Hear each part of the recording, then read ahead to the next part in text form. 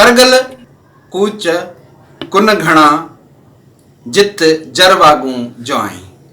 करगल कूच कुन घणा जित जरवागू ज्वाई। पाण उछले आब में वह सिर विधाई। पाण उछले आब में वह सिर विधाई। लहरियों लंघियाई लुत्फ साण लतीफ चए। In water wild, where there are whirlpools and crocodiles, she entrusted herself to current force. With God's grace, she crossed the roaring bores. दिन का पेरिया चैनल के सब्सक्राइब जरूर करना और बेल आइकन जो बटन जरूर दबाएगा। सुर सोहणी।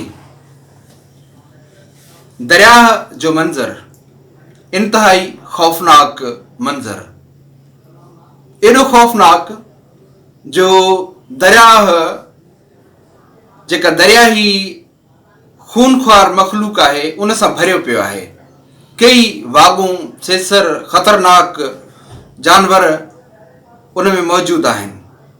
तमाम खौफनाक मंजर आहे। पर पंहिंजे पाण खे उन पाणी जे वहकरे में पाण उछले आब में वह सिर विधाई। पंहिंजे पाण खे उन आब में उछलियो अथई, उन पाणी जे वहकरे में उछलियो अथई। ऐं छो उछलियो अथई, उन खां पोइ हू कहिड़ी मंज़िल ते पहुचे थी। लहरूं लंघियाई लुत्फ साण लतीफ़ चए। लुत्फ साण, ख़ुशीअ साण, पंहिंजे खुमारनि साण, पंहिंजे इश्क साण। ही कहिड़ो जज़्बो आहे जेको सोहणीअ खे एॾे ख़तरनाक माहौल में खणी थो अचे, एॾे खौफ़नाक फिनोमिना में खणी थो अचे। ऐं सोहणी पंहिंजे सिर जो सांगो लाहे करे दरिया में पंहिंजे पाण खे उछले थी, जिते कई खौफ़नाक जानवर आहिनि, जानदार आहिनि, जेके दरियाई मखलूक जे हवाले सां एॾा खौफ़नाक आहिनि जो कंहिं बि माण्हूअ जो उते वञणु ॼण त मुमकिन ई कोन्हे को। सियारे सिह रात जा घिड़ी वसंदे मींहं। हलो त पुछूं सोहणी जा कर ॼाणे नींहं। जंहिंखे रातो ॾींहं मेहारी मन में। ही मुड़े छो नथी? हिकिड़े पासे जानवर आहिनि, ख़तरनाक जानवर आहिनि, जेके चूड़ा बीड़ा चिक में लुड़स वार वारी सूरत हाल थी था वञनि ऐं मिड़िया मछ हज़ार भाङा थींदी सोहणी वारी सूरत हाल में थी था वञनि। पर ही उन जे बावजूद इन खौफ़नाक मंज़र में, इन खौफ़नाक मज़हर में छो थी लही पए। ऐं भिटाई उन खां पोइ हुनखे कहिड़ो मैसेज थो ॾे, छा साईं हुनखे दर्जो कहिड़ो थो ॾे। हलो त पुछूं सोहणी जा कर ॼाणे नींहं। कंहिं बि किरदार जे लाइ शाह साईं ईअं नाहे चयो त हलो त हिन खां इश्क करणु पुछूं, that how to love. Here Shah Abdul Latif Bhittai Sahib calls her the teacher, the leader of the love।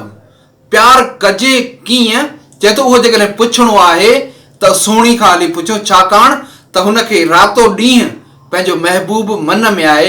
रातो ॾींहुं पंहिंजे महबूब खे मन में रखी करे पोइ जॾहिं सफ़र थो कजे त उन जे अॻियां केतिरियूं बि मुश्किलात हुजनि, यकीनन उहे मुश्किलातूं ससुई जे लाइ बि हुयूं। जंहिं चयो त आॾो टकर टर मता रोह रतियूं थिए, या सभु रंगींदसि रत सी केचा ओरे भूं। पोइ हुन बि इन अज़म ऐं हौसले जी ॻाल्हि कई आहे। पर सोहणी अञा इन खां मुख़्तलिफ़ आहे। ऐं सोहणी जॾहिं पंहिंजे पाण खे अहिड़े खौफ़नाक माहौल में, अहिड़े खौफ़नाक पाणी जे वहकिरे में उछलाए थी विझे पंहिंजे महबूब सां मिलण जे लाइ। हालांकि शाह साहब चएसि थो, मतां घिड़ी सोहणी अॼु दरिया में दम, कारी रात कुननि में कहिड़ो अथई कमु। मतां जागे ॾम ई पुछे पाड़े वारियूं त अॻियां जवाबु अहिड़ो थी ॾेसि, पुछी पाड़े वारियूं कोह करींदुमि ॾम। कारी रात कुननि में ही काणियारनि जो कमु, ही हॾो ऐं चम घोरियो मोह मेहार तां। हू पंहिंजे वजूद खे, पंहिंजे मौजूद खे, पंहिंजे हुजण खे पंहिंजे मोह मेहार तां घोरण जे लाइ तयारु आहे, क़ुर्बान करण जे लाइ तयारु आहे। ऐं हिकिड़ी ॻाल्हि आउं हिते हिन में एड कंदो हलां, हिन वक़्त ताईं ऑनर किलिंग ते तमामु घणी तहक़ीक़ थी आहे। असांजी मानवारी भेण डॉक्टर शहनाज शोरोब तहक़ीक़ कई आहे, असांजी डॉक्टर नफ़ीसा शाह बि इन ते तहक़ीक़ कई आहे। ऐं सभिनी अची जेका सो इन नुक़्ते ते तक़रीबन मुतफ़िक़ थिया आहिनि त पहिरियों जेको केस आहे ऑनर किलिंग जो, उहो बार्टर फ्रेयर जे दौर में, अंग्रेज़नि जे दौर में रिपोर्ट थियो।